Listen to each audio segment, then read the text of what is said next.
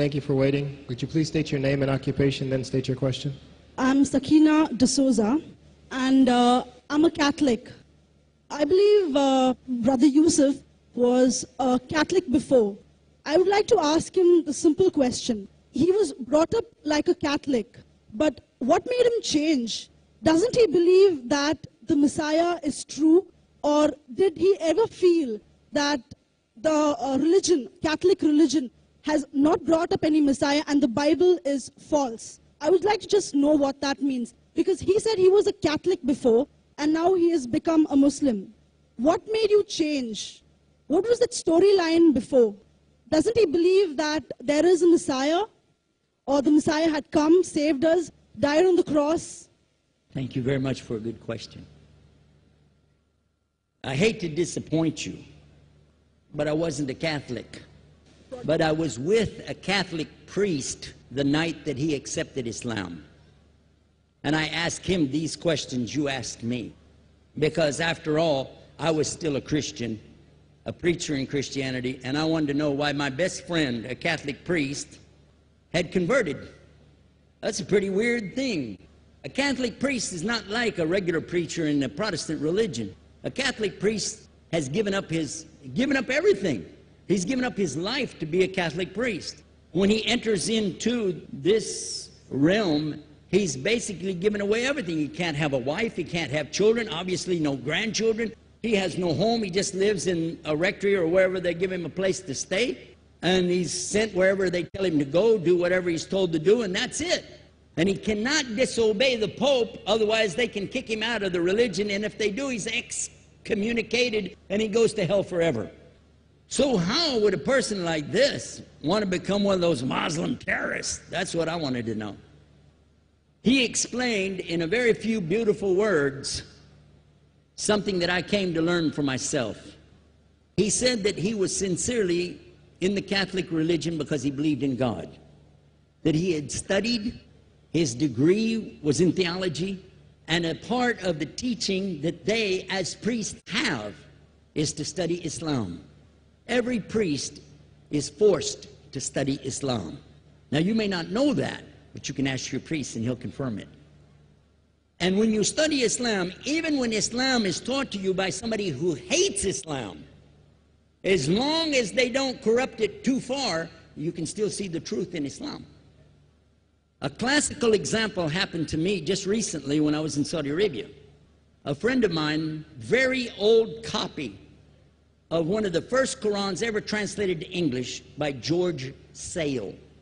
George Sale hated Islam, he hated the Muslims, but when he translated the Quran to English, he was true to the text of the words. Although maybe not getting all the meaning, he certainly was true to the text of the words. I was shocked when I read it. Have you seen it? You know what I'm talking about? Amazing. And listen to this. George Bernard Shaw, for instance, is one of many, a long list of people who read this and realized the truth of Islam. When people see the truth of Islam, it can change them if they want to be guided. If they want the truth, it can change them. You might think, I'm a Catholic, I'll never be anything but a Catholic. But I'm going to ask you a question, and I want you to be honest. This is not for you to, start a debate, but just be honest. Was Jesus a Catholic?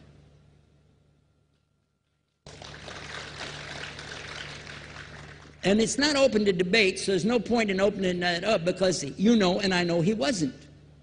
The Catholic Church was in business about 300 years before Jesus was born. It's on their website. Don't go like this. It's on their website. That's where I took it from. The Catholic Church was really started in Rome by Alexander the Great. Do you know what the word Catholic means?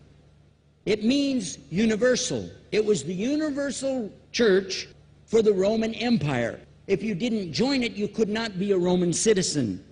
And it was opposed to the teachings of Judaism and opposed to the teachings of the early Christians for more than 200 and some years.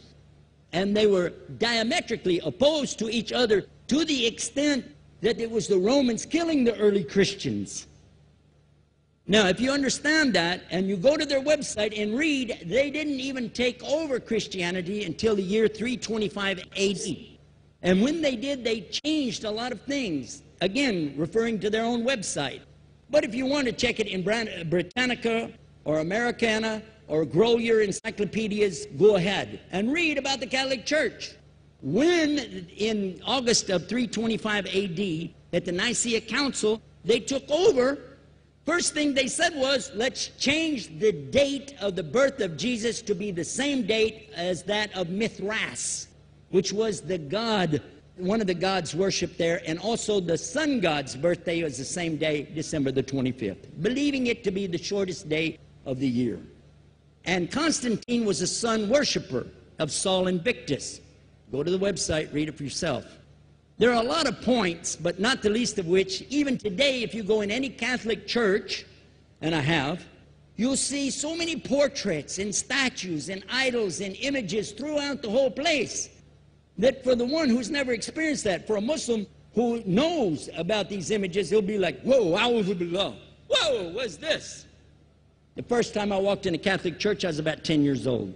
I was shocked. I was shocked at the idols and statues everywhere, because in the Protestant religion, we were brought up to believe that the second commandment was just as important as the first commandment. The first commandment in the Bible, in Exodus, is the same as the first commandment in the book of Deuteronomy.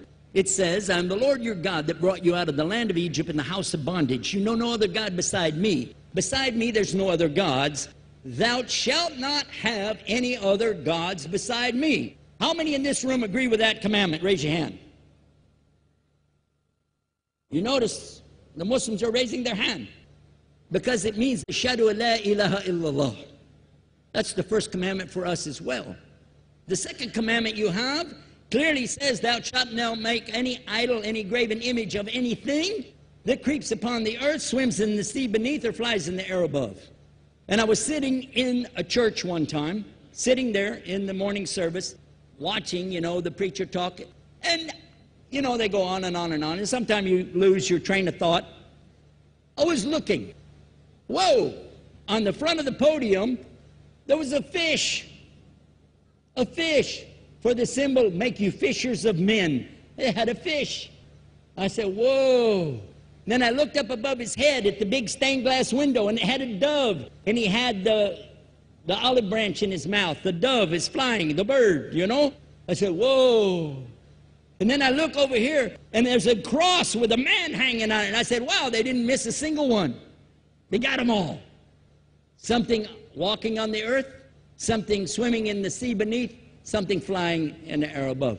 So look at these two things. Clearly, the first two of the 10 commandments, bang, bang, boom. Because if you said God is more than one, where did you get it from? When Jesus is talking to his own companions and they ask him, what's the greatest commandment? Mark 12:29. Clear. The greatest commandment is to know, O Israel, the Lord your God is one God. And you have to love him with all your heart and all your mind and all your strength.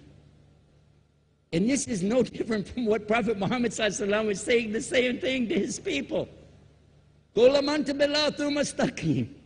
Same thing I mentioned in the lecture. This is certainly for us the same. So what you see is Muslims practicing the commandments, and you see people claiming the commandments but practicing something else. And I have seen more converts from the Catholic Church than any other of the many sects of Christianity, and especially from the nuns, priests, and even an archbishop. And all of them are better than me. Those guys and women that I see do this, they still sacrifice their whole life to get the true message of Islam, not only to you, but to Muslims as well, because we all need to know about it. But thanks for a great question.